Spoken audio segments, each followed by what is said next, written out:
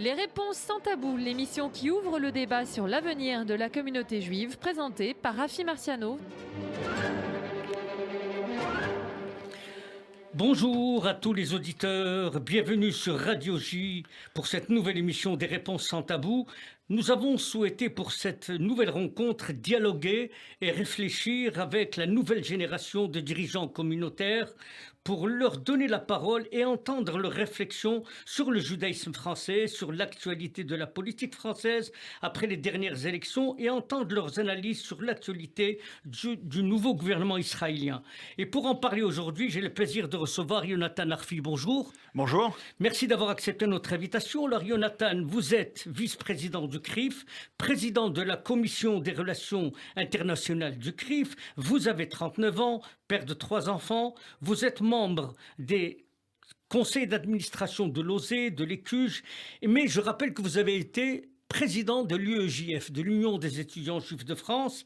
Vous êtes dans la vie professionnelle, vous dirigez un cabinet de conseil en financement de l'innovation. Je voudrais souligner que vous avez organisé vos impératifs professionnels de manière à préserver vos engagements juifs et familiaux.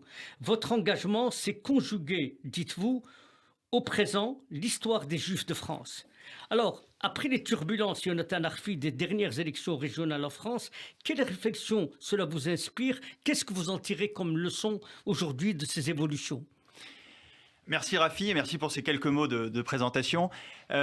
Effectivement, je fais partie d'abord d'une génération de juifs qui a été heurtée dans son parcours violemment par la seconde intifada et l'antisémitisme. Et donc fondamentalement, mon engagement juif et celui de toute ma génération, il est construit autour de cette confrontation à la question de l'antisémitisme depuis 2000, autour de ces attentats, ce nouvel antisémitisme qu'on a pu dire, et autour du fait que la société française n'a pas voulu un temps, et n'a pas su ensuite peut-être le décrypter correctement. Et nos réflexions d'aujourd'hui, nous, en tant que juifs dans la société française, elles sont en permanence marquées par cette expérience-là, qui est l'expérience du fait juif dans la société française du XXIe siècle.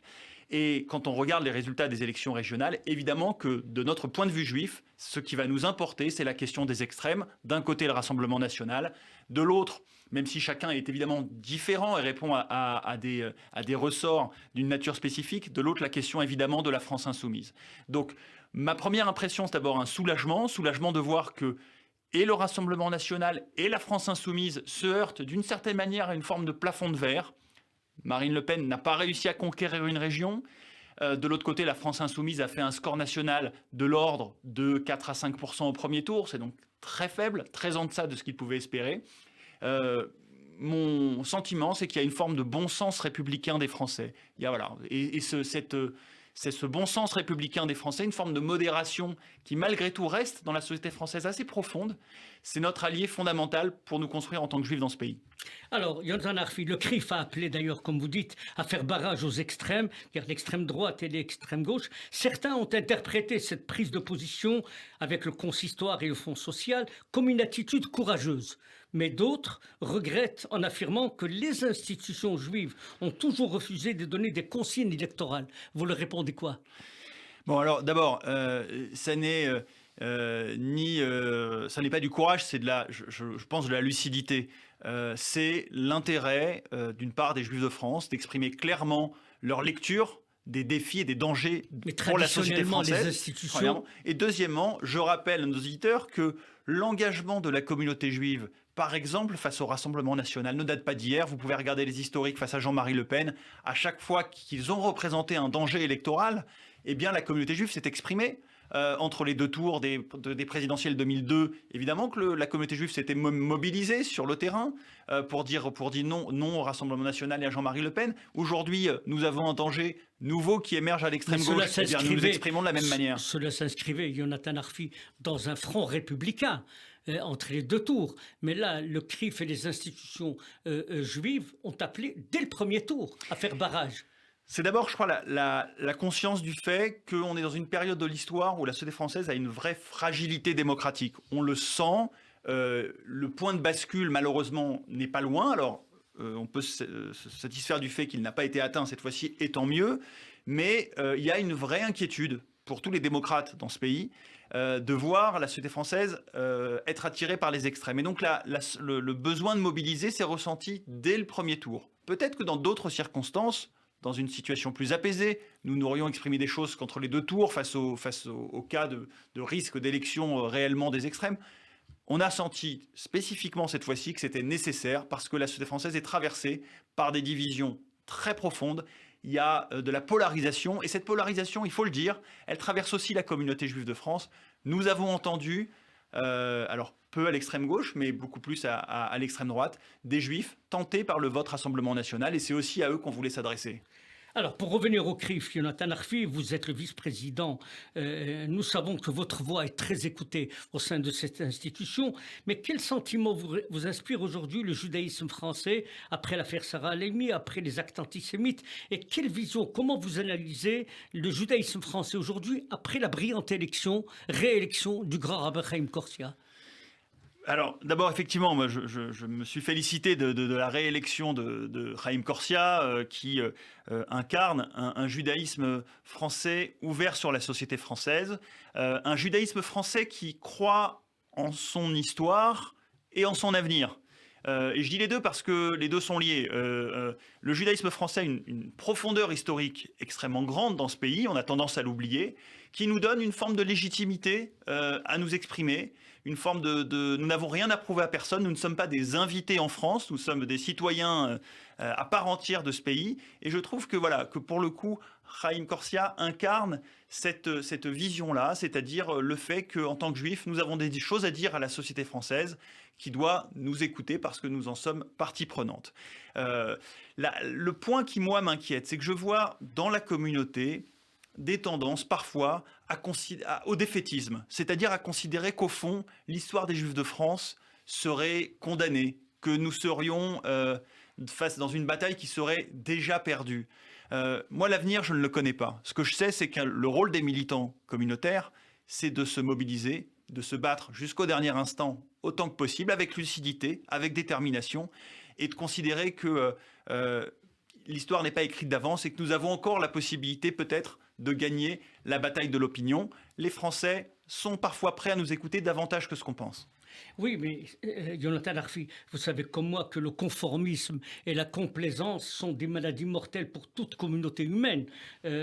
Quand le sens critique disparaît, quand la capacité d'observation, d'analyse et de réflexion et des critiques s'évanouit, et quand s'installe dans le judaïsme français, Jonathan Arfi, la résignation dans la marche des institutions et des organisations, la société, diriez-vous, elle décline, elle s'affaiblit, elle perd tout au long toute motivation de progrès. Alors, elle se réfugie, comme on le voit dans certains pans de la communauté, Jonathan Arfi, dans un conservatisme stérile et creux.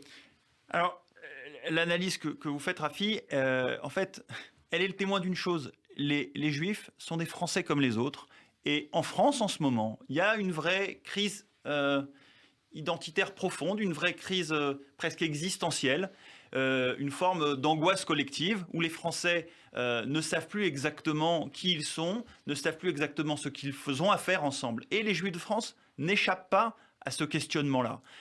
Ce faisant, on voit monter évidemment les discours populistes, parfois des approches entre guillemets complotistes, et puis je vois monter une petite musique qui est la musique du eux contre nous, comme si au fond il n'y avait que des juifs et des antisémites, et qu'il n'y avait pas de place pour autre chose, des alliances citoyennes, des sociétés où il y a une forme de solidarité, de générosité, de combat commun, de valeurs partagées.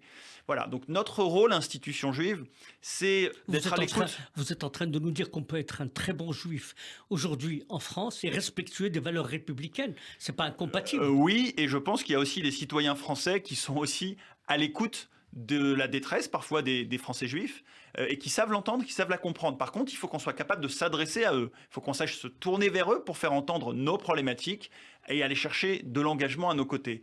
Vous savez, je suis convaincu que face à la question de l'islamisme, il y a une communauté de destin entre les Français juifs et le reste de nos compatriotes.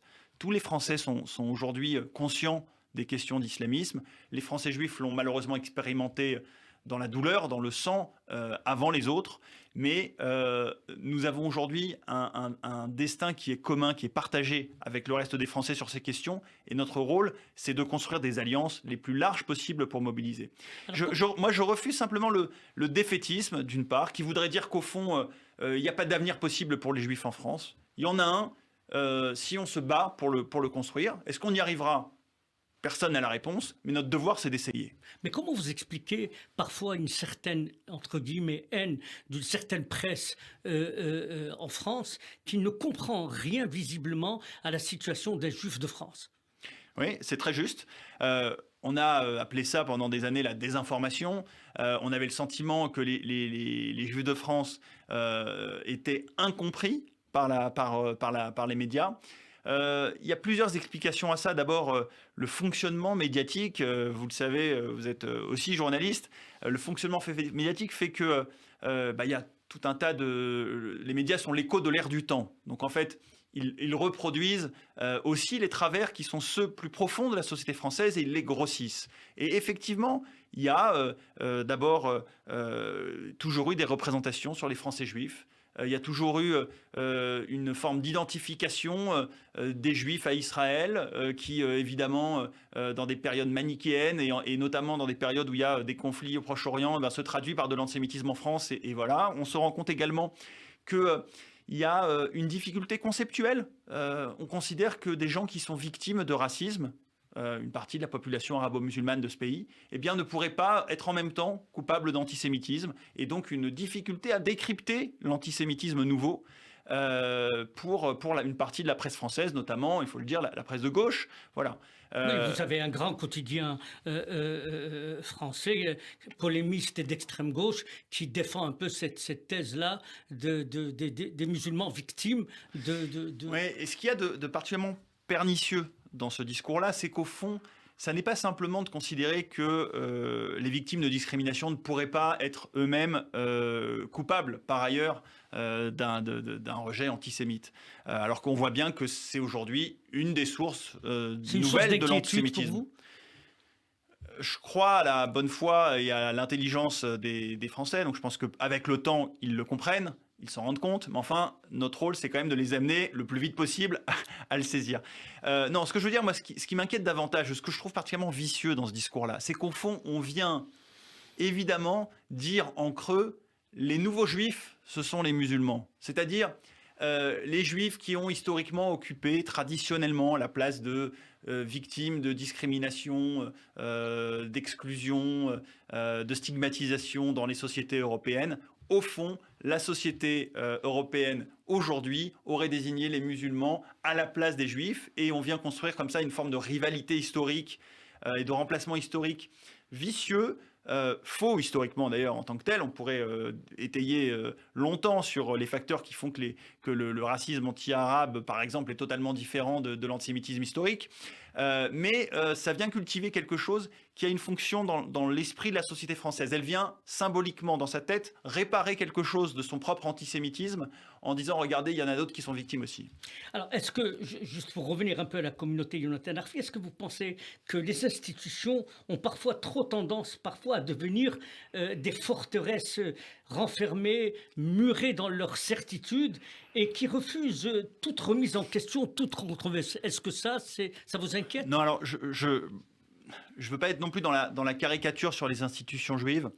L'être juif en diaspora, à travers toute l'histoire, il a un mouvement de balancier entre des moments de repli, qui sont aussi des moments où il se ressource sur le plan identitaire, où il se renforce à l'aune de ses propres traditions, de ses propres grilles de lecture, de sa propre sociologie aussi, voilà. Et puis des moments d'ouverture, où il est beaucoup dans la rencontre avec l'autre. Et l'histoire juive, elle est en permanence dans un mouvement de balancier, il y a évidemment toujours un peu des deux. Est-ce qu'on est en ce moment dans une période où on se replie trop sur le plan institutionnel? On pourrait en débattre. Je pense effectivement que dans un moment de crispation de la société française, nous aurions beaucoup à gagner à partir à la reconquête de la société. Je ne le dis pas au nom, j'allais dire, d'une valeur de principe, non pas que nous devrions seulement être tournés vers les autres de principe, c'est que je pense que c'est la meilleure manière pour les Juifs, à travers l'histoire, de préserver leurs intérêts, de construire, au fond, je disais, une communauté de destin, des alliances avec d'autres parties prenantes de la société. Et je prends souvent pour point de réflexion le judaïsme américain. Les juifs américains ont beaucoup d'alliances aujourd'hui dans la société civile américaine. Ils ont aussi des défis, les mêmes que nous, on s'en rend compte aujourd'hui, mais peut-être qu'ils sont moins dans une alliance verticale exclusivement avec les pouvoirs publics, comme l'est le judaïsme français dans son histoire séculaire. On est dans un pays jacobin, très centralisé, donc les alliances se font avec le pouvoir. Aux États-Unis, c'est une société plus horizontale, la société civile a plus d'importance, et c'est dans ce cas-là un type d'alliance différente qui se construit. Est-ce que quand vous remarquez par exemple que la femme d'une manière générale et la femme juive d'une manière particulière peut être médecin, archéologue, cosmonaute, elle a trouvé sa place partout dans la société et qu'elle n'aurait pas trouvé sa place dans la synagogue. Mais quand je regarde par exemple la représentativité des femmes au sein du CRIF, est-ce que ça vous interpelle pas? Si, bien sûr. La faible représentativité. Si, c'est une réflexion que nous avons eue avec Francis Khalifa, le président du CRIF, avec également les présidents précédents, Roger Kuckerman, Richard Prasquier, sur la manière de féminiser l'institution. Vous savez, le CRIF, c'est une fédération d'associations. Donc on est... Vous avez ce souci. On est composé au niveau de l'Assemblée générale de délégués qui nous sont envoyés par les associations. Et lorsqu'on laisse faire les choses, on se rend compte que les associations nous envoient des délégués très majoritairement masculins, sans doute de l'ordre de 80 à 90%, alors qu'évidemment, il y a tout un tas de militantes communautaires extrêmement investies qui, sans doute, auraient toute leur place aussi au sein du CRIF.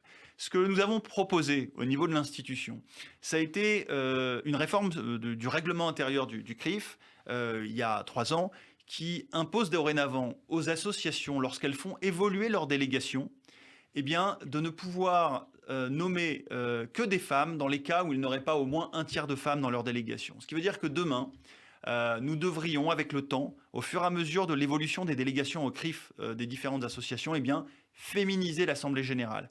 Je souhaite, à titre personnel, que cette féminisation de l'Assemblée générale se traduise ensuite. Ah oui, ça a été acté. C'est le règlement intérieur. C'est une avancée réelle, simplement. C'est vrai qu'elle portera, si on est parfaitement honnête, elle portera ses fruits dans le temps, puisque c'est à chaque fois qu'on fait évoluer sa délégation au CRIF que le critère de la féminisation s'applique. Je souhaite surtout, au-delà de la question de l'Assemblée générale, que le comité directeur, le bureau exécutif du CRIF, demain la présidence du CRIF, puisse aussi être marqué par une plus forte présence féminine. Aujourd'hui, sur 12 membres du bureau exécutif, il y a une femme, Nathalie Cohen-Bezerman, mais c'est vrai qu'on pourrait estimer que ce serait bien pour la communauté qu'il y ait davantage de femmes représentées au sein des instances.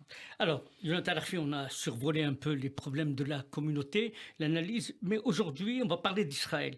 L'État d'Israël, après des tempêtes électorales, une courte majorité s'est dégagée pour former un nouveau gouvernement. Comment le vice-président des relations internationales au CRIF analyse cette nouvelle situation ? Vous savez, évidemment, il y a une attention particulière, comme vous pouvez l'imaginer, au CRIF sur la situation en Israël, et en particulier sur les questions politiques, même si je rappelle à nos auditeurs que nous sommes non partisans et que nous n'avons pas vocation à nous immiscer dans la politique israélienne. Ce qu'on constate néanmoins, et qui sont des éléments importants, c'est que il y a une force, une vitalité dans la démocratie israélienne qui est peut-être le meilleur message qu'Israël puisse adresser aux sociétés occidentales. Quand on se demande comment améliorer l'image d'Israël en Europe, eh bien, rappelons-nous de ce fait simple. Chaque fois qu'Israël met en scène sa vitalité démocratique, c'est sans doute là qu'il gagne le plus de points dans l'opinion publique. Donc ça, c'est le premier point qui, moi, me frappe, c'est que ça a été une nouvelle démonstration de la force démocratique de la société israélienne. L'exemplarité démocratique. Tout à fait, dans une région où, on le sait, peu de pays ont des élections libres et aucune n'a la vitalité démocratique d'Israël. La deuxième chose, c'est que ces élections en Israël ont aussi, une fois de plus, démontré à quel point Israël est une société profondément divisée. Le modèle israélien n'est pas un modèle à la française où il y a, entre guillemets, une unité théorique du peuple français. C'est une société qui est profondément divisée sur le plan sociologique, entre évidemment, alors Reuven Rivlin parlait des 4 tribus d'Israël, entre les sionistes religieux, les Haredim, les laïcs et puis les Arabes israéliens. Donc 4 tribus qui pèsent quasiment le même poids démographique, à peu de choses près, et qui, au fond, au moment des élections, se retrouvent dans des votes qui sont des votes distincts. Bon, ça, c'est un marqueur qu'on retrouvera, je crois, de manière permanente sur la société israélienne. Après, dernier point que moi, ces élections m'inspirent, c'est que effectivement, il y a une capacité en Israël, peut-être plus qu'ailleurs, au compromis, puisqu'on se rend compte que le gouvernement israélien aujourd'hui est basé sur la base de compromis qui étaient sans doute inimaginables pour des observateurs extérieurs, qui sont à peine compréhensibles pour des observateurs français de la scène politique, puisque voilà, il y a des gens qui viennent de la droite, de la gauche, des Arabes israéliens. Enfin bon, voilà, tout ça produit quelque chose qui, sur le plan politique, est sans doute un ovni, mais on verra bien où est-ce qu'il mène. Moi, j'ai de principe une confiance dans la capacité d'Israël à se réinventer en permanence. C'est un pays qui a 75 ans, mais qui a, au fond, qui est rené un certain nombre de fois, et c'est cette force-là qui s'impose à nous. Alors, revenons, Jonathan Arfi. Joe Biden a reçu cette semaine le président Rivlin. La rencontre, nous dit-on, a été très chaleureuse. Joe Biden a réaffirmé à son homologue israélien que jamais, lui président, l'Iran n'obtiendrait l'arme atomique. Quel crédit peut-on aujourd'hui accorder à la nouvelle administration américaine ? Vous savez, en politique internationale, chaque État défend ses intérêts. Donc, ce qu'il faut regarder, pour être clair, c'est où sont les intérêts des Américains. Et je ne crois pas que les intérêts des Américains soient en contradiction avec les intérêts d'Israël. Il y a une forme nécessairement de continuité, et même si, évidemment, entre Trump et Biden, il y a une différence de style majeure, des différences de fond significatives, il n'empêche que sur des sujets fondamentaux, comme, je pense, la lecture des questions proche-orientales, il y aura une forme de continuité. Les démocrates américains, évidemment, sur la question d'Israël, aujourd'hui, sont très divisés. Je rappelle que la gauche du Parti démocrate américain est aujourd'hui dans une hostilité franche à Israël. Des personnages comme Ilhan Omar ou Rashida Tlaib sont des parlementaires américains. Ou Sanders. Voilà. Oui, Bernie Sanders, sa relation israélienne est plus compliquée, mais il est effectivement aujourd'hui dans une critique du soutien américain à Israël. Et Biden incarne l'aile démocrate fidèle à l'amitié historique à Israël. Donc, j'ai envie de dire, tant que c'est Biden, on ne devrait pas avoir de mauvaises surprises. Il faut juste être vigilant, d'une part. Les alliances régionales vont se recomposer. Voilà. Moi, ce que j'espère, c'est que Biden, développant a priori de meilleures relations avec la France que ce que Trump avait fait dans le rapport à Emmanuel Macron, j'espère que Biden sera capable de réembarquer la France dans une autre approche vis-à-vis d'Israël. Et qu'au fond, on trouve une forme d'alliance démocratique entre les grandes démocraties. Les 2 minutes qui nous restent, Yair Lapid a été reçu aux Émirats Arabes Unis pour inaugurer la nouvelle ambassade d'Israël. Ensuite, il est parti à Dubaï pour consolider les acquis économiques. Vous diriez, Jonathan Arfi, que Yair Lapid est en train de récolter ce que Netanyahou a semé ? C'est le jeu démocratique. Donc oui, bien sûr, d'une certaine manière, ça a été semé par ses prédécesseurs. Voilà. En particulier, évidemment, le travail qui avait été fait par Netanyahou avec Trump autour de la question des accords d'Abraham. Mais au-delà de ça, ça s'inscrit dans une tendance de fond qui est une recomposition régionale.